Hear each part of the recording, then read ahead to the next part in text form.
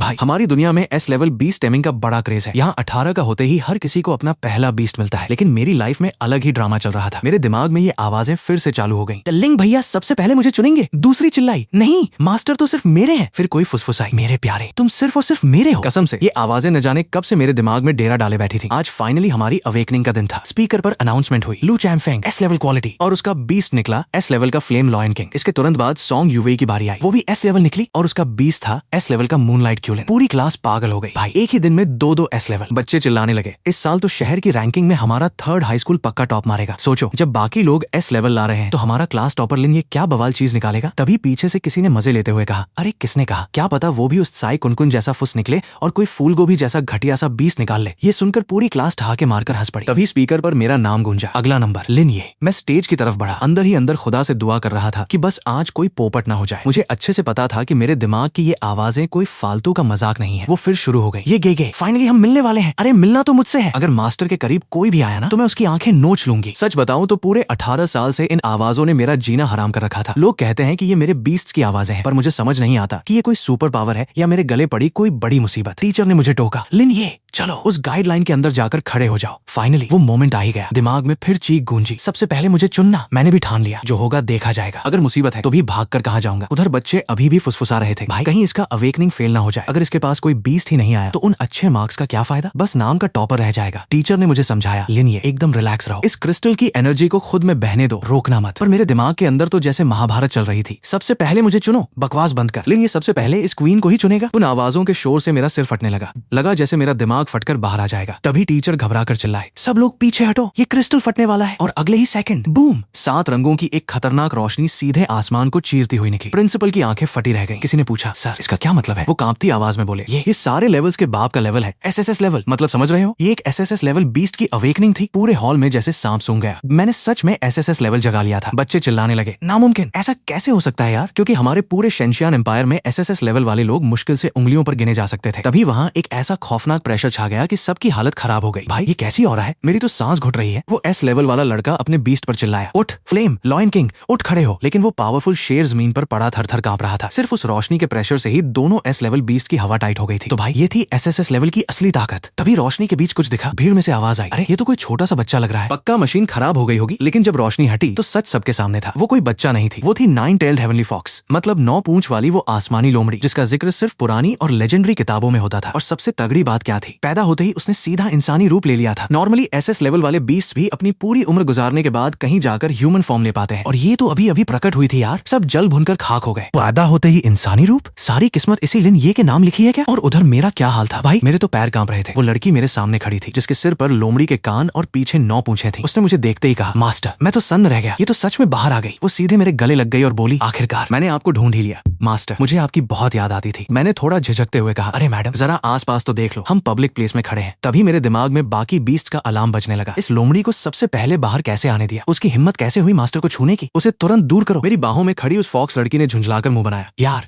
ये सब कितना चीखती है, रुको एक झटके में इन सबको चुप कराती हूँ। अचानक दिमाग में सन्नाटा छा गया। मैंने चौंक कर पूछा, तुमने उनके साथ क्या किया। वो बड़ी मासूमियत से बोली, कुछ नहीं, बस थोड़ी देर के लिए उन्हें म्यूट कर दिया है। मैं तो अंदर से हिल गया। जिन आवाजों ने मुझे 18 साल तक टॉर्चर किया था, इस बंदी ने चुटकी बजाते ही उन्हें गायब कर दिया। वो मेरे और करीब आकर बोली, अब हमें कोई डिस्टर्ब नहीं करेगा। मैं अपने मास्टर को हमेशा अपने पास अपनी नजरों के सामने रखूंगी। मैंने उसे हल्का सा धक्का दिया, अरे पहले नीचे तो उतरो यार, इतने सारे लोग घूर रहे हैं, इमेज की धज्जियां उड़ जाएंगी। वो मुंह बनाकर बोली, ये लोग बहुत शोर करते हैं मास्टर, अगर मैं इन सबको जान से मार दूं तो हमारी सारी टेंशन ही खत्म हो जाएगी। मेरी तो आंखें ही बाहर आ गई। पागल वागल हो गई है क्या, ये सब मेरे क्लासमेट्स और टीचर्स हैं, कोई फालतू हरकत नहीं होनी चाहिए यहाँ। वो अजीब सी साइको वाली स्माइल देकर बोली, लेकिन वो लड़कियां आपको घूर क्यों रही हैं। मेरा मन कर रहा है उनकी आंखें नोच कर बाहर निकाल लूं। मैंने उसे एकदम सख्त आवाज में टोका, मेरी आंखों में देखो, मेरी परमिशन के बिना तुम किसी इंसान को खरोंच तक नहीं पहुंचाओगी। उसका चेहरा एकदम उतर गया। क्या मास्टर उन फालतू औरतों के लिए मुझ पर चिल्ला रहे हैं। मैंने बात संभाली, मैं बस एक रूल सेट कर रहा हूँ, बिना वजह किसी को मारना पीटना नहीं है, समझ में आया। वो थोड़ा नखरे से बोली, ठीक है, लेकिन मास्टर अब से सिर्फ और सिर्फ मुझे देखेंगे, वरना अगर मैं उदास हो गई ना तो मैं बहुत बुरा काम कर दूंगी। मैंने अपना सिर पीट लिया। भाई ये तो मेरी ही बीस्ट होकर उल्टा मुझी पर भारी पड़ रही थी।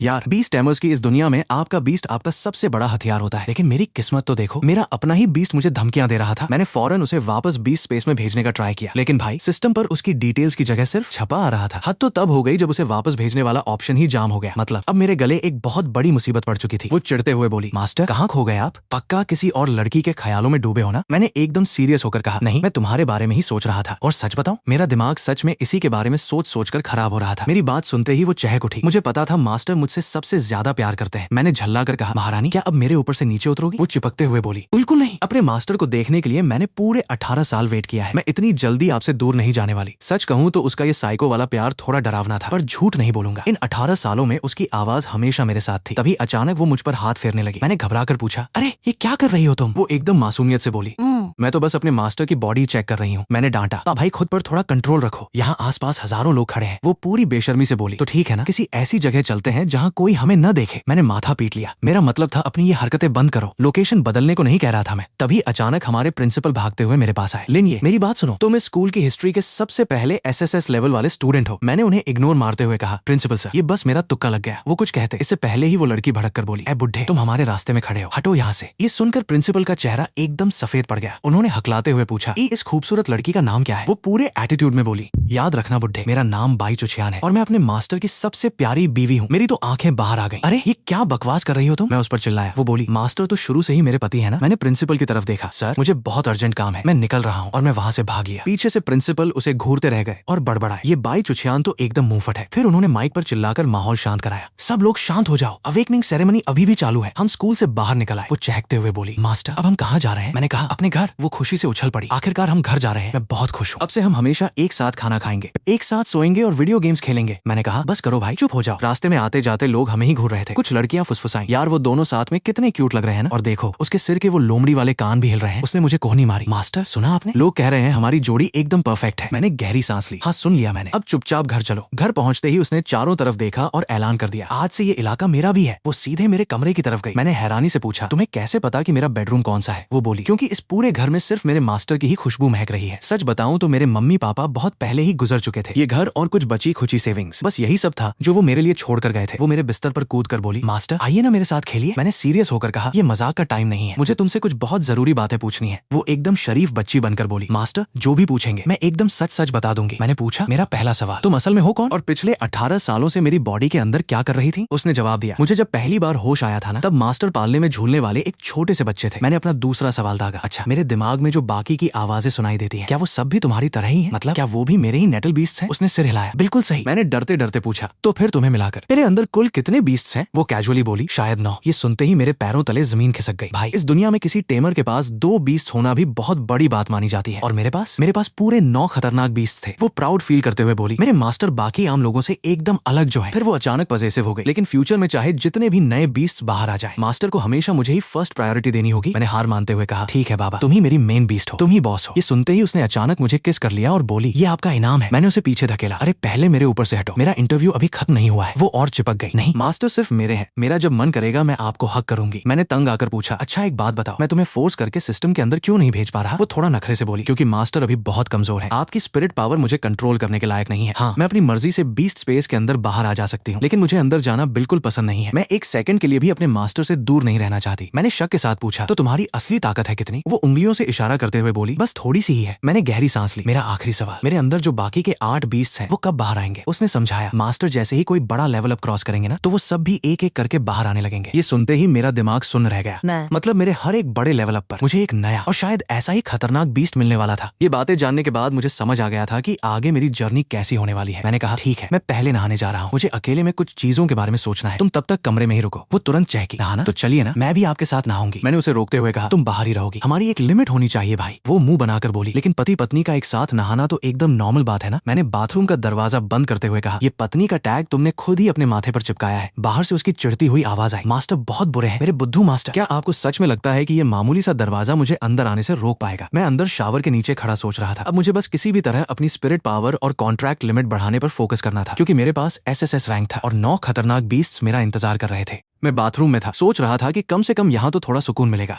लेकिन तभी अचानक मैंने सामने देखा और मेरे तो तोते ही उड़ गए। सरप्राइज मास्टर, उसकी आवाज गूंजी। भाई वो बिना बुलाए सीधे अंदर टपक पड़ी थी और अब मेरे पास पीछे हटने का कोई रास्ता ही नहीं था। अगले दिन सुबह सुबह मुझे स्कूल निकलना था। प्रिंसिपल ने एक बहुत ही जरूरी मीटिंग के लिए बुलाया था, लेकिन वो मैडम वो तो मेरे बिस्तर से ही चिपक कर बैठ गई। जिद करने लगी, मास्टर स्कूल जाकर क्या करेंगे, हम घर पर ही रुकते हैं ना। मैंने उसे डांटते हुए समझाया कि भाई आज स्कूल से मुझे मेरी अवेकनिंग का तगड़ा इनाम मिलने वाला है और सच बताऊं तो एक बीस्ट टेमर को सर्वाइव करने के लिए बहुत पैसों की जरूरत पड़ती है। मैं ये मौका किसी भी हाल में हाथ से जाने नहीं दे सकता था। वो मुंह बनाकर बोली, ठीक है बाबा, अगर आप जा ही रहे हो तो मैं भी साथ चलूंगी। स्कूल पहुंचते ही प्रिंसिपल ने मुझे सीधा अपने ऑफिस में बुला लिया। उनकी टेबल पर एक कॉन्ट्रैक्ट रखा था। उन्होंने एक चेक मेरी तरफ खिसकाया और बोले, ये लो तुम्हारा अवेकनिंग रिवॉर्ड। भाई साहब उस चेक पर पूरे 50 लाख रुपए का अमाउंट लिखा था और ये तो बस ट्रेलर था। वो आगे बोले, इसके साथ ही सिटी सेंटर में एक 180 स्क्वायर मीटर का लग्जरी अपार्टमेंट भी आज से तुम्हारा हुआ। मतलब इन दोनों की टोटल वैल्यू आराम से 1 करोड़ के ऊपर जा रही थी। लेकिन असली शौक तो तब लगा जब प्रिंसिपल ने अपनी जेब से एक ब्लैक कार्ड निकाला और ये मेरी तरफ से तुम्हारे लिए एक पर्सनल गिफ्ट है, S level beast exchange card. मतलब इस एक कार्ड से मैं वांगशो मॉल जाकर किसी भी टियर एक एस लेवल बीस्ट को एकदम फ्री में उठा सकता था। मैंने थोड़ा सीरियस होकर कहा, प्रिंसिपल सर ये गिफ्ट कुछ ज्यादा ही महंगा है। आखिर वो मुझ पर इतना बड़ा दांव क्यों लगा रहे थे। वो हंसते हुए बोले, तुम्हारे पोटेंशियल के आगे ये कुछ भी नहीं है। बस जब तुम टॉप पर पहुंच जाओ तो अपने स्कूल को मत भूलना। मुझे पता था यार, इस दुनिया में कुछ भी फ्री नहीं मिलता और मेरी ये बात अगले ही पल सच भी साबित हो गई। प्रिंसिपल ने फाइनली अपने पत्ते खोले। 1 महीने बाद न्यू बीस्ट टेमर टूर्नामेंट होने वाला है और स्कूल चाहता है कि तुम उसमें पार्टिसिपेट करो। उनके हिसाब से मेरे एसएसएस रैंक के साथ हमारा चैंपियन बनना एकदम फिक्स था। मैंने एक पल के लिए सोचा, बीस्ट को अपग्रेड करने में पानी की तरह पैसा बहता है और टूर्नामेंट की प्राइज मनी मेरे बहुत काम आ सकती थी। मैंने हामी भर दी, मैं अपनी पूरी जान लगा दूंगा सर। ये सुनकर प्रिंसिपल के चेहरे पर एक बड़ी सी स्माइल आ गई। लेकिन असली मुद्दा तो अब आने वाला था। वो बोले, टॉप की एकेडमीज तुम्हें डायरेक्ट एंट्री देने के लिए बैठी है, मिलिट्री तुम्हें सीधा सेकंड लेफ्टिनेंट की पोस्ट ऑफर कर रही है और बड़े बड़े कॉर्पोरेशंस तुम्हारे लिए ब्लैंक चेक लेकर लाइन में खड़े हैं। लिन, ये तुमने अपने फ्यूचर के लिए क्या सोचा है। मैंने जल्दबाजी करने के बजाय उनसे ही एडवाइस मांगी। उन्होंने समझाया, देखो एकेडमी सेफ है लेकिन वो तुम्हारी स्पीड से मैच नहीं कर पाएंगे। कॉर्पोरेशंस के पास अंधा पैसा है लेकिन वो तुम्हें अपना गुलाम बनाकर रख लेंगे। तभी मेरी बीस्ट मेरे दिमाग में ठंडी हंसी हंसते हुए बोली,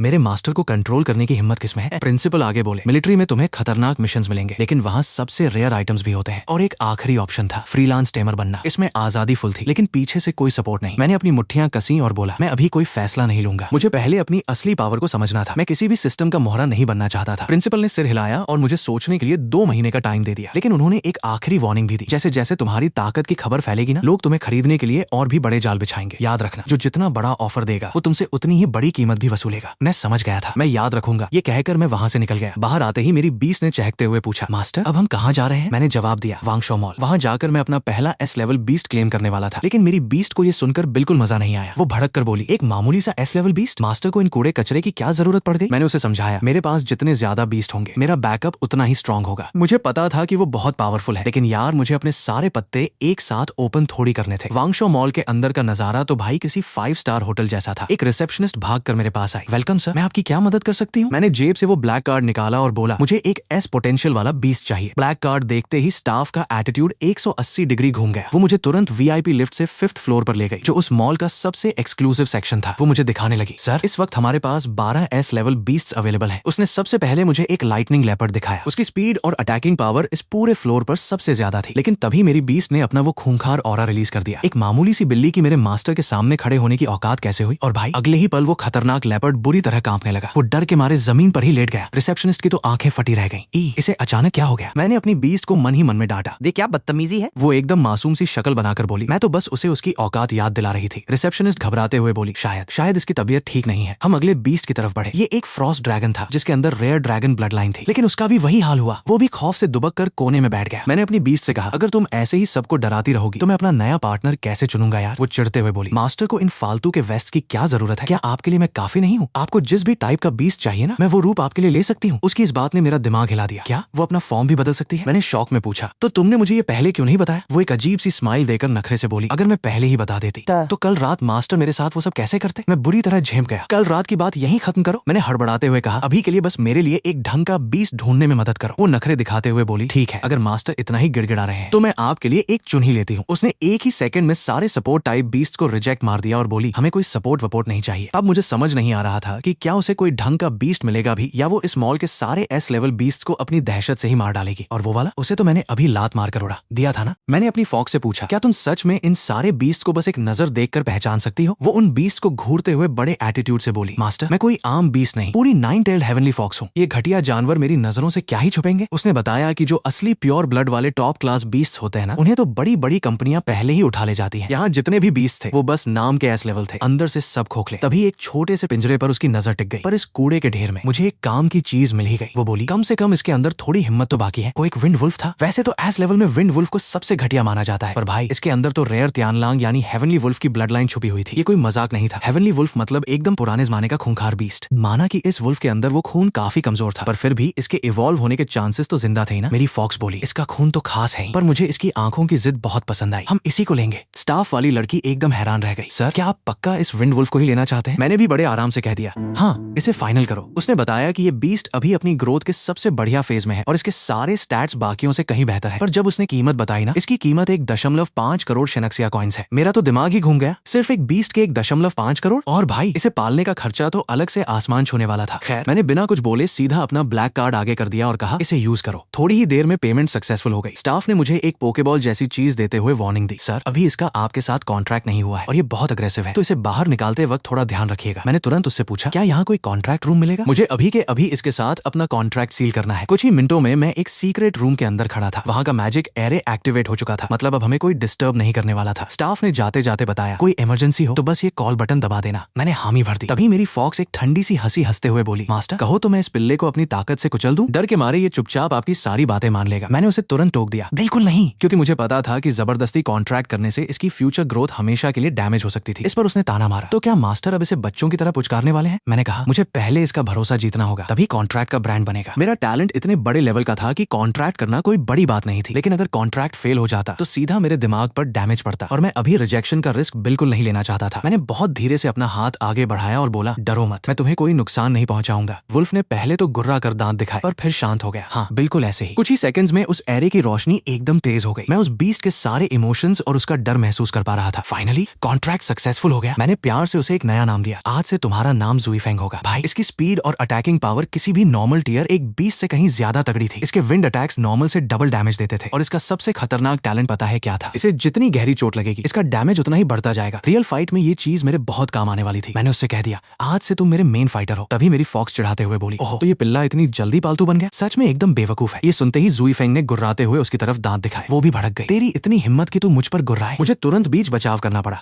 बस करो तुम दोनों, उसे डराना बंद करो। वो वुल्फ को घूरते हुए बोली, मास्टर की वजह से आज तुझे छोड़ रही हूँ, लेकिन एक बात अच्छे से याद रखना, मास्टर के बाद इस घर की बॉस मैं ही हूँ। समझ में आया? अब हमारा काम वहाँ खत्म हो चुका था। मैंने कहा, चलो अब यहाँ से निकलते हैं। वो पूछी, मास्टर, क्या अब हम वापस घर जा रहे हैं? मैंने जेब में हाथ डालते हुए जवाब दिया, नहीं, ज़ुईफेंग को असली खून का स्वाद चखाना बहुत जरूरी है। हम सीधा सीक्रेट रेल्म जाएंगे। कौन सी जगह? उसने पूछा। Earth level secret realm, Yufeng canyon. मैंने बताया। कैनियन के बाहर गजब की भीड़ लगी हुई थी, हर तरफ से आवाजें आ रही थी। यूफेंग कैनियन के लिए टीम बन रही है, तो हमें एक डिफेंसिव टेमर चाहिए। बीस्ट कम से कम सी लेवल का होना चाहिए। हमारी टीम में एक हीलर की जगह खाली है, लड़कियों को फर्स्ट प्रायोरिटी मिलेगी। वहीं एक ट्रेडर जोर जोर से चिल्ला रहा था, wind spirit grass, dark shadow stone. सीधा कैनियन के अंदर से एकदम फ्रेश माल लाया हूँ। अब ये सीक्रेट रेल्म कोई नॉर्मल जगह नहीं होते, ये असल में एबिस के क्रैक से बनी एकदम अलग ही दुनिया होती है, जहाँ एक तरफ खूंखार बीस्ट राज करते हैं ना, वहीं दूसरी तरफ हम टेमर्स के लिए ये बेशुमार दौलत का खजाना भी होते हैं। तभी एक आदमी मेरे पास आया और बोला, अकेले हो? पहली बार यूफेंग कैनियन आए हो क्या? हमारी टीम में एक बंदे की जगह खाली है, क्या तुम हमारे साथ चलना चाहोगे? मैंने बिना उसकी तरफ देखे सीधा जवाब दिया, नहीं, मुझे अकेले शिकार करना पसंद है। वो जोर से हंसा, अकेले? अरे भाई, अंदर एक म्यूटेंट स्टॉर्म विंग स्नेक घूम रहा है, उसकी पावर टियर 3 के लेवल तक पहुंच चुकी है। अकेले अंदर जाने का मतलब सीधा मौत है। मैंने भी बड़े शांत लहजे में कह दिया, बताने के लिए शुक्रिया, पर मुझे पता है मुझे क्या करना है। वो बुड़बुड़ाते हुए वहां से चला गया। लो, आ गया एक और बेवकूफ जो अपनी जान से हाथ धोने आया है। मेरी फॉक्स दांत पीसते हुए बोली, मास्टर, वो इंसान मुझे बिल्कुल पसंद नहीं आया। कहिए तो अभी उसे सबक सिखा दूं? मैंने उसे तुरंत वार्निंग दी, यहाँ कोई तमाशा नहीं चाहिए, हम यहाँ अपनी पावर बढ़ाने आए हैं, किसी का मर्डर करने नहीं। वो मुंह बनाकर बोली, ठीक है, अभी के लिए उसे जिंदा छोड़ देती हूँ। मैं सीधा काउंटर पर गया और बोला, एक एंट्री टिकट देना। स्टाफ ने कहा, 50,000 शेनक्सिया कॉइन्स। सर, मैं मन ही मन सोच रहा था, सिर्फ एक बार अंदर कदम रखने की कीमत 50,000? सच में यार, बीस्ट टेमर बनना मतलब पानी की तरह पैसा बहाने वाला काम था। स्टाफ ने मुझे एक टोकन थमाते हुए समझाया, अंदर कोई भी कम्युनिकेशन सिग्नल काम नहीं करेगा। अगर जान पर बनाए तो बस इस रेस्क्यू टोकन को तोड़ देना, पेट्रोल टीम आपको बचाने आ जाएगी। लेकिन याद रखना, हर रेस्क्यू की फीस 1 लाख रुपए है। मैंने चुपचाप अपना कार्ड स्वाइप किया। वेरिफिकेशन सक्सेसफुल होते ही मशीन से अनाउंसमेंट हुई। अंदर एंटर करते ही आपको रैंडमली किसी सेफ जोन में टेलीपोर्ट कर दिया जाएगा। जो लोग टीम में हैं, उन्हें एक साथ एंटर करना होगा। कैनियन का रास्ता बहुत खतरनाक है, अपनी औकात से बाहर वाले एरिया में जाने की गलती बिल्कुल मत कीजिएगा। स्टाफ ने जाते जाते कहा, अगर जान पर बनाए ना तो रेस्क्यू टोकन यूज करने में जरा भी सोचना मत। Good luck. टेलीपोर्टेशन एरे से बाहर कदम रखते ही मैंने एक लंबी सांस ली। भाई यहाँ की एनर्जी डेंसिटी तो बाहर से कहीं ज्यादा तगड़ी है। मेरी फॉक्स ने समझाया, मास्टर ये सीक्रेट रेल्म दूसरी दुनिया से जुड़े होते हैं तो जाहिर सी बात है यहाँ एनर्जी ज्यादा ही होगी। मैंने इधर उधर नजर घुमाई और बोला, चलो पहले कोई ढंग का शिकार ढूंढते हैं यार, ताकि ज़ुईफेंग का थोड़ा वार्म अप हो जाए। उसने तुरंत पॉइंट करते हुए कहा, लेफ्ट साइड में करीब 50 मीटर दूर झाड़ियों के पीछे 3 विंड ब्लेड रैबिट्स छुपे हैं। टियर 1 के बिगिनर से मिड लेवल तक के हैं। इस पिल्ले की प्रैक्टिस के लिए एकदम सही रहेंगे। मुझे याद आया कि ये खरगोश सिर्फ विंड ब्लेड अटैक्स ही कर सकते हैं, पर इनकी स्पीड और चौकन्नापन बहुत गजब का होता है। ज़ुईफेंग की पहली असली फाइट के लिए ये एकदम परफेक्ट टेस्ट था। मैंने एक्साइटमेंट में कहा, चलो इन्हीं से शुरुआत करते हैं। ज़ुईफेंग अटैक, यूज करो विंड रेंडिंग क्लॉ। कुछ ही पलों में ज़ुईफेंग ने उन तीनों को बुरी तरह चीर कर रख दिया। बहुत बढ़िया, मैं खुशी से चिल्लाया। सच में इसकी स्पीड और डैमेज मेरी उम्मीद से कहीं ज्यादा खतरनाक थे। ये देखकर मेरी बीस ने मुंह बनाते हुए कहा, इसमें इतना खुश होने वाली क्या बात है, बस कुछ खरगोश ही तो थे। अगर मैं होती ना तो बस एक नजर से ही इनकी जान ले लेती। मैंने हंसते हुए कहा, हाँ मान लिया, तू सबसे खूंखार है। मैंने फटाफट उन मरे हुए खरगोशों के अंदर से बीस्ट कोर निकाल लिए। भाई सबसे घटिया कोर भी मार्केट में हजारों का बिकता है। बूंद बूंद से ही तो घड़ा भरता है ना। कम से कम मेरी एंट्री टिकट का खर्चा तो इसी से निकल जाएगा। मैंने उनकी बची हुई बॉडी ज़ुईफेंग की तरफ सरका दी। लो खा लो, कुछ भी वेस्ट क्यों करना। ये देखकर मेरी फॉक्स चिढ़ते हुए बोली, ऐसी हरकतें सिर्फ ये नीच जानवर ही कर सकते हैं। मैंने भी मजे लेते हुए कह दिया, अगर तुझे भी इतनी भूख लग रही है तो बता, एक खरगोश तेरे लिए भी बचा लूं। वो एकदम भड़क गई, मास्टर भूलिए मत कि मैं एक 9 टेल्ड हेवनली फॉक्स हूँ। मैं ये घटिया और बदबूदार मांस कभी नहीं खाने वाली। अगर मुझे कुछ खाना ही हुआ ना तो मैं सीधा अपने मास्टर को ही खाऊंगी। उसका ये डायलॉग सुनकर मैं थोड़ा झेम गया और मैंने तुरंत चेहरा दूसरी तरफ घुमा लिया। ज़ुईफेंग जल्दी खत्म कर यार, हमें आगे निकलना है। अगले कुछ घंटों तक हमने खूब शिकार किए। एक टियर 1 के एंड लेवल वाले ग्रीन स्केल हॉर्स का कोर मिला मुझे। ये तो कम से कम 10,000 का बिकेगा। आज का मेरा सारा खर्चा तो कब का वसूल हो चुका था। और सबसे बढ़िया बात बताऊं, लगातार लड़ते लड़ते ज़ुईफेंग अब टियर 1 के मिड लेवल तक पहुंच गया था। मेरे खुद के स्पिरिचुअल बैरियर्स भी अब ढीले पड़ने लगे थे। मुझे लग रहा था कि यहाँ आना सच में मेरा एकदम सही फैसला था। तभी अचानक मेरी फॉक्स ने मुझे अलर्ट किया,